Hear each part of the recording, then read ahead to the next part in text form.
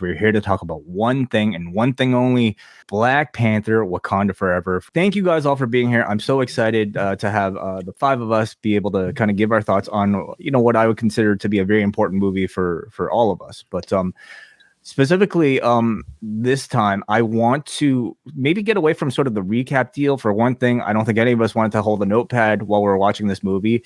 For two, this is, of course, a spoiler review, so we're expecting you to have already seen it. Unless you're John Pollock and you don't care about spoilers, then hello, John, and just, you know, we're going to spoil it away for you. But we're here to talk about Black Panther, Wakanda Forever, and we have a lot to talk about. So let's just dive right in and get some of our general thoughts about this movie. Let's go around the horn here, clockwise. W.H. Park, what did you think about Black Panther, Wakanda Forever? I really liked it, actually. I thought as a film, just as a standalone, like if you look at it as a film, I think it's actually much stronger than the first Black Panther film. I think the writing was taken to a different level. I really felt like I could connect with a lot of the characters and how they felt.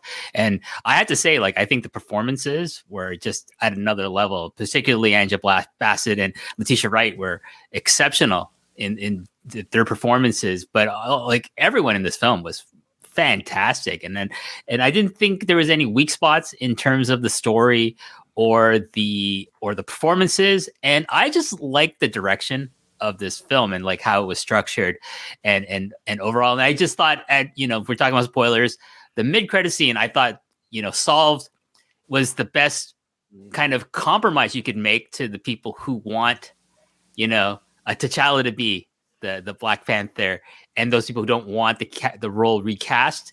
So when I saw that scene, I went in cold. I had no idea that was going to happen. I was just like, you know what? I'm okay with this solution. Rich Fann, what did you think of Black Panther, Wakanda Forever? I loved it. I thought that there was a creativity. I think, to WH's point, we found a lot in the Marvel Cinematic Universe when a director gets a second or even third bite at the apple. They get to bring a little bit more of their personality, a little bit more within the system they had been maybe a little bit uncomfortable in the first time around. And I think that reflected in this movie. I put this up here with Winter Soldier as far as a movie that had a lot of dynamics and a director that knew where they wanted to go and painted a picture that I think a lot of times people didn't want to see. Just like with Winter Soldier, you don't want to hear that everything you know is a lie. And I think one of the biggest themes from this is the biggest bad was the United States. And I don't think people were ready for that to be the conversation we had in a Marvel movie, specifically post Endgame. And so I thought that was brilliant. I think to the recast T'Challa movement, I will say movement because here at Post, I try to be nicer than I am at times on Twitter. Having the replacement of the young man, I actually had I don't know if we can share it, but I have for later a picture from Secret Wars where T'Challa's coming out with Namor, which is his name. His mama gave him that name, or he gave it from the streets, so I'm gonna use it. Especially since my wife, if she hears it like 3 times like Beetlejuice, she might pop in and see if he's here. Which I just need to take it aside. Before I hand off the sticks. If anyone knows W.H. Park, you know he's a good dude, except for when he finds out that your spouse may or may not be interested in the king, sovereign king of the sea, in which case he sends all sorts of paraphernalia to your house. Fish sticks. Did she get the life-size cutout I sent to her office yet? She Namor? is currently at her office at 10 o'clock at night, so she might be signing for it right now. I thought it was a case, but apparently she might just be trying to slide in the Namor's DM. So that's where my life is right now, Wai. And let's keep going here. Nate Milton, what did you think of Wakanda Forever? I really dug it, y'all. I really dug it. I had the exact same reaction, the exact same thought coming out of Wakanda Forever that I did out of the original Black Panther. It was just in a different context. So after the first Black Panther, I'm coming out of the theater, I'm jazzed, I'm hyped. You know what I'm saying? All the stars are shining, Wai Ting. And the first words out of my mouth when I walk out of the theater is like, damn, they did it. After this movie, I'm walking out of the theater, I'm like, man, they did it. And so I think we have to give a lot of credit to this team, man. Ryan Coogler, the cast, the crew, costume designer, everybody, because I do not feel that there has been any blockbuster franchise, and folks can fact check me if they want, that has had to bear so much weight than Black Panther. So the first Black Panther, and Scrump and I will probably talk about this at some point in the future. The first Black Panther not only had to be a good Marvel movie, it had to bear the weight of the first big blockbuster featuring a cast primarily of Black folks, right? And it had to bear the hopes and the dreams of folks from other communities that wanted their shot too. You know what I mean? So, like, do we get Shang-Chi? Do we get Miss Marvel? Do we see our boy Namor in Black Panther 2, if not for the success of Black Panther 1? And then when you get to this one, they've got a lot to do. They've got to give the audience and themselves, time to grieve the loss of Chadwick Boseman. But we've also got to, set up a lot of stuff. We've got to close out phase 4, and we got to get stuff ready for the next phase. And so I think, man, they did a great job of kind of walking that tightrope, because it is not easy what Ryan Coogler has been asked to do over the course of these 2 films. And I felt all the emotions, during this. I was happy. I was sad. I was frustrated at some choices, but not in a way like, oh, that was stupid. Why did you do that? But like, damn, I'm feeling the emotions you want me to feel, Ryan Coogler.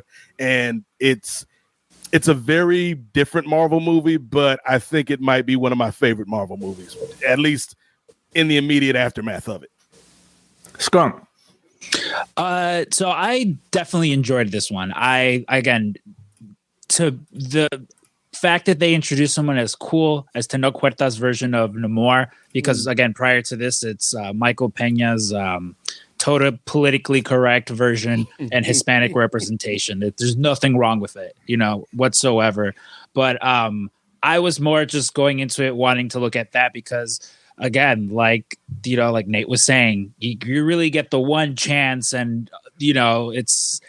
they're already changing the character as it is, and it's people are already going to be upset regardless, because it's not the exact same version off the comic books that they're seeing on the screen. They're already going to go in with their arms crossed. And to me, he was my favorite part. Like W was saying, like Angela Bassett, she fucking bring it. Like not that she never doesn't deliver, but with this in particular, like even though they, like in the trailers, they show the scene where, she's talking about like everyone she's lost. Like it did not take away from how powerful of a scene that, it is when you see it within context. I was distracted a bit by Letitia Wright only because I don't like, I'm all separate the art from the artist, but like not when you're being goofy like that, so it was a little distracting, but she was fine. Like I did not really see any weak points in this movie. Like this movie, again, the first time Black Panther comes on, it already has a hard enough task. The second time, it's like, it didn't matter if you recasted him, if you didn't recast him. People were going to scrutinize this film one way or another. And I think there was a perfect balance of, we're still moving forward. We're still going to try and appease the people who are going to be, a little bit side-eyed about like, I don't know, maybe they can't do it a second time. But like, I mean, Nate and I talked about it. Like Ryan Coogler just does not miss. And again, with this, the worst job in the world. He had the worst job in trying to, put back, hey, you guys can all grieve your friend and we understand, but we got a release date. Like this has to come out. And, again, like, let's not pretend that wasn't sort of how, Kevin Feige and them did move up the date, but at the end of the day, they're a business and like they needed this out by a certain time. And like, it didn't feel that way. Like it didn't feel like a rushed property. It didn't feel like, too sort of just like cutesy for the sake of being cutesy. Like it was more of like an emotional, like, there was a lot of scenes where it's just like, ooh, man, that was quite the gut punch. And again, I think everyone in the cast deserves their flowers because again, the giant elephant in the room is, Chadwick Boseman isn't there. And I think there's enough in the movie where you forget, people put on good enough performances that, you're not sitting there wondering, but when is T'Challa going to come in? Because again, there are enough people in there pulling their weight and, like distracting you from the fact that we lost our king.